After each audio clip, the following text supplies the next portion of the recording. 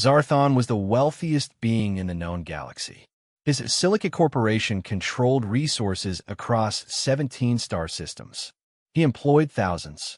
He'd funded hospitals, research facilities, and scientific institutions. Yet none of it had solved his daughter's problem. Lissa was deaf, not in the traditional sense. Her auditory systems functioned perfectly. But she was silicate, a crystalline being whose natural form of communication occurred through harmonic resonance, through the precise vibration of their crystal structures at specific frequencies. Her crystalline form had fractured during her birth. The result was a complete inability to produce or perceive the harmonic frequencies her species used to communicate. Zarthon had brought in the finest doctors in the galaxy, neural specialists, crystalline geneticists, surgeons who'd performed miracles. None of them could fix what was broken.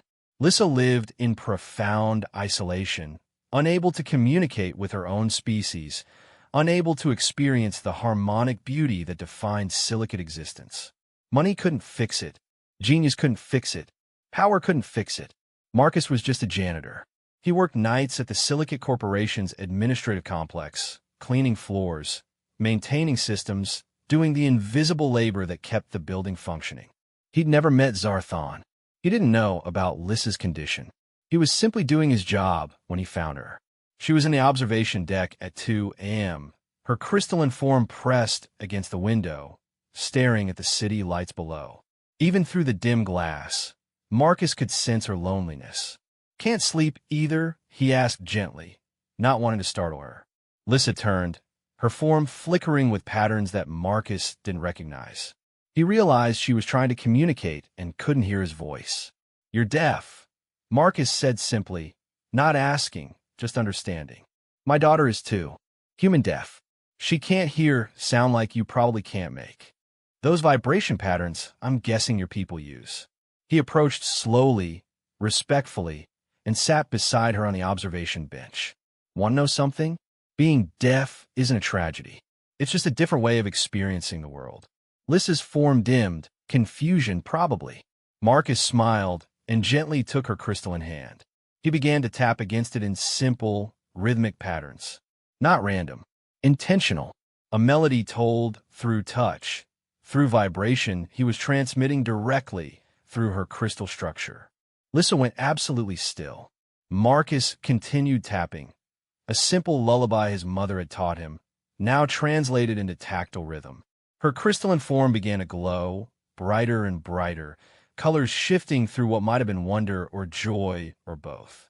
When he finished, Lissa immediately grabbed his hand and pressed it against her form. She began to vibrate, a gentle, chaotic resonance that Marcus couldn't hear but could feel. He understood. She was trying to show him her voice.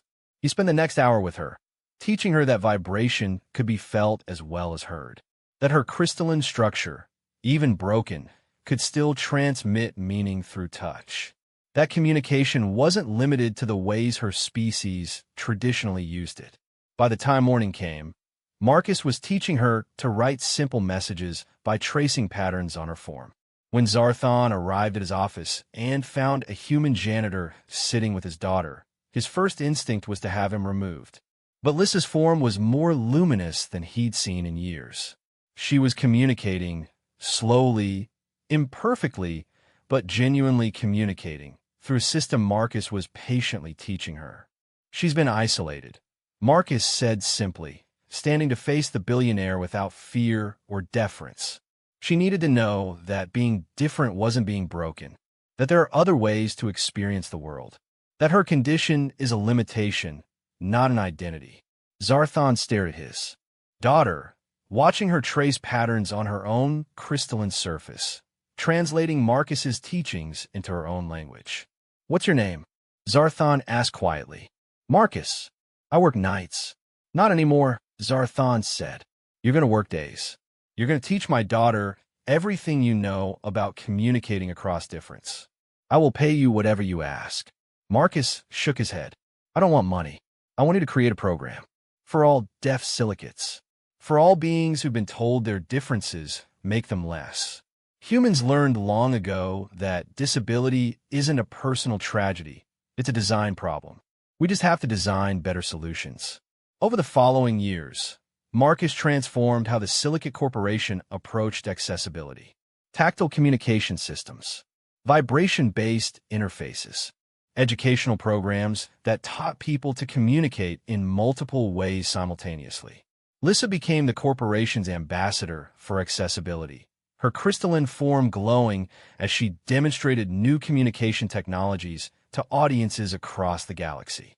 When Zarthon was asked what changed everything, he always said the same thing. A janitor reminded me that my daughter wasn't broken. The world just hadn't been designed for her yet. And humans, despite being one of the youngest species in the galaxy, seem to understand something ancient. That inclusion isn't charity. It's justice.